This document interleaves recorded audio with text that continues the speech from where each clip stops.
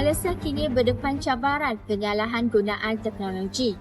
Penggunaan internet dan media sosial yang meluas membuka ruang kepada jenayah seperti penipuan dalam talian, cyberbullying, penyebaran berita palsu, pengkodaman dan penyebaran bahan lucak.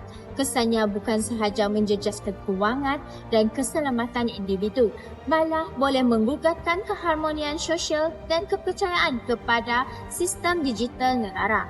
Kesedaran awam dan langkah keselamatan cyber yang kukuh amat penting bagi memastikan teknologi digunakan secara bertanggungjawab.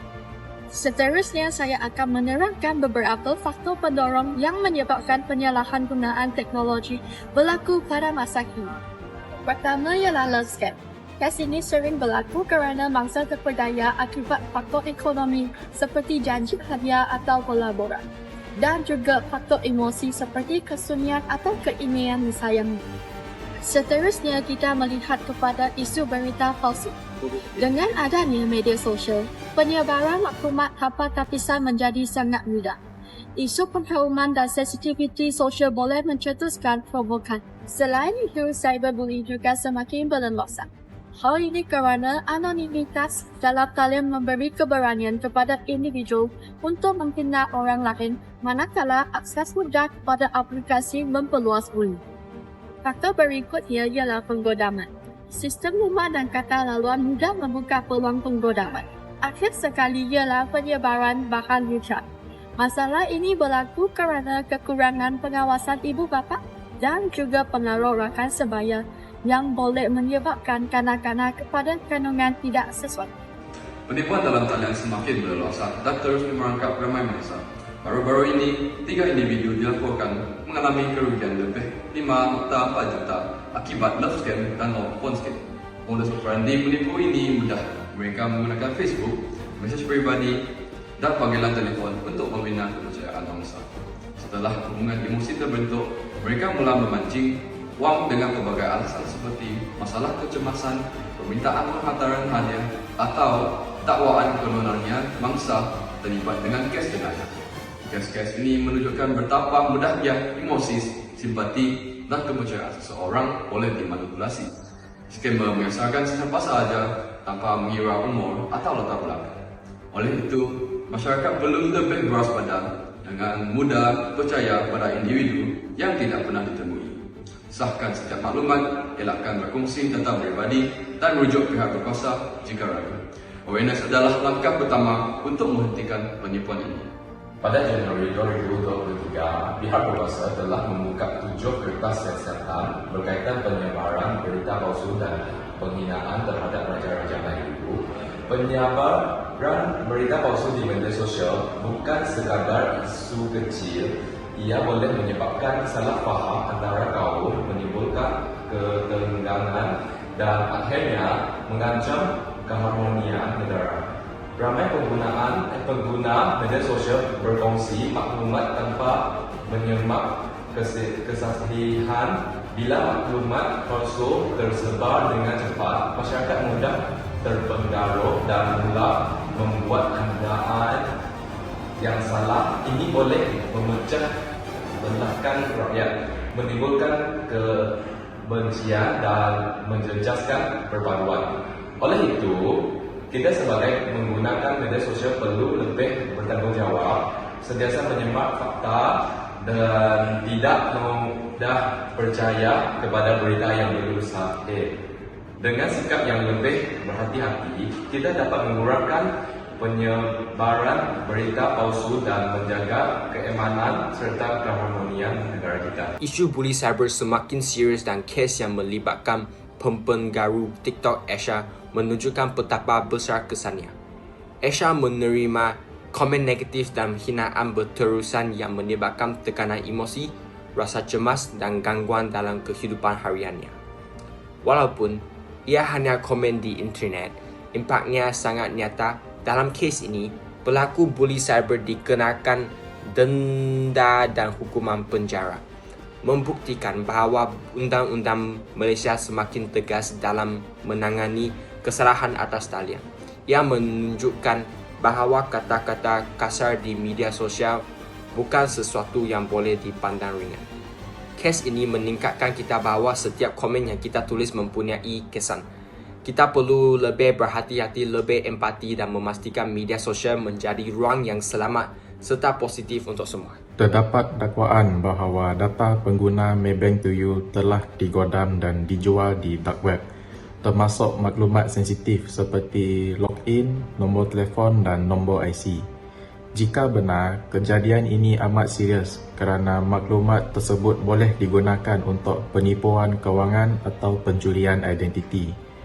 Ia juga membuat ramai pengguna hilang kepercayaan terhadap keselamatan perbankan dalam talian, terutama apabila melibatkan maklumat peribadi yang sepatutnya dilindungi sepenuhnya. Situasi ini mengingatkan kita betapa pentingnya menjaga keselamatan data dan memastikan kita sentiasa berhati-hati ketika menggunakan perkhidmatan digital, kerana satu kebocoran sahaja boleh memberi kesan jangka panjang kepada pengguna. Salah satu isu yang semakin membimbangkan di Malaysia ialah penyebaran bahan lucah, terutamanya yang melibatkan kanak-kanak. Contohnya, baru-baru ini, negara dikejutkan dengan kewujudan sebuah kumpulan Facebook bernama Grup Budak-Budak Sekolah Rendah yang menyebarkan gambar serta kandungan tidak senonoh melibatkan kanak-kanak bawah umur.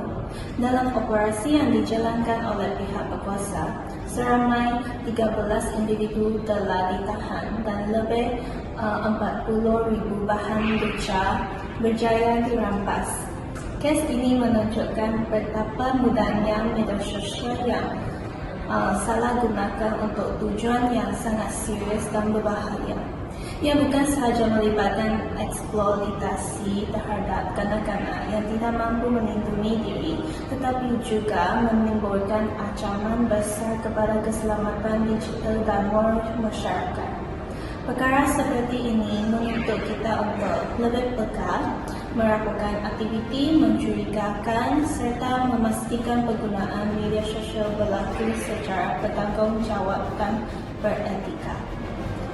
Beberapa langkah untuk mengatasi penyalahgunaan media sosial yang berleluasa di negara kita, dan juga beberapa pihak yang harus mengambil tindakan ini dengan tegas untuk mengatasinya. Antaranya ialah peranan ibu bapa sangatlah penting dalam perkara ini untuk memantau anak-anak mereka dalam penggunaan media sosial. Selain itu, ibu bapa juga boleh membuat peraturan yang ketat kepada anak mereka seperti peraturan masa skrin di rumah. Seterusnya, pihak kerajaan hendaklah menguatkuasakan undang-undang seperti Akta Komunikasi dan Akta Multimedia. Mereka juga boleh meningkatkan pemantauan terhadap akun yang menyebarkan kandungan yang berbahaya seperti video lucah dan sebagainya.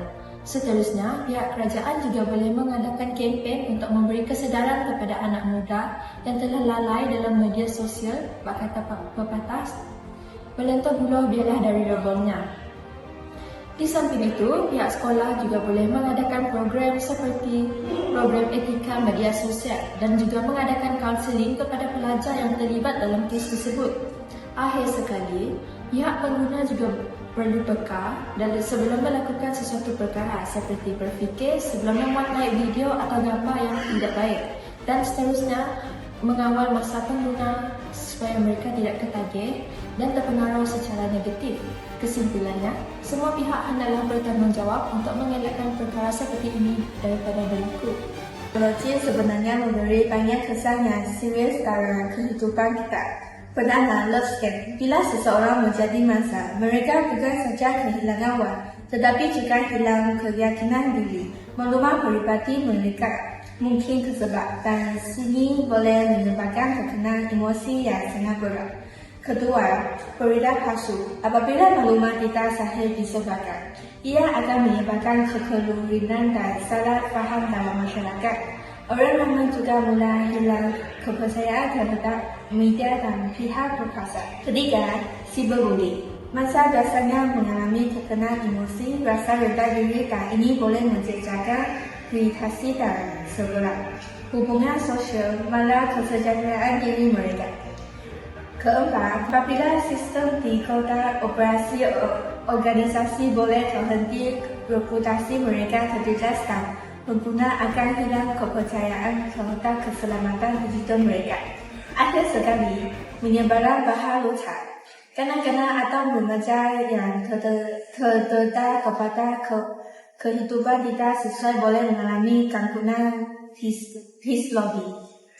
Ia juga boleh membiarkan nilai moral dan mempengaruhi perkembangan pribadi mereka pada masa depan.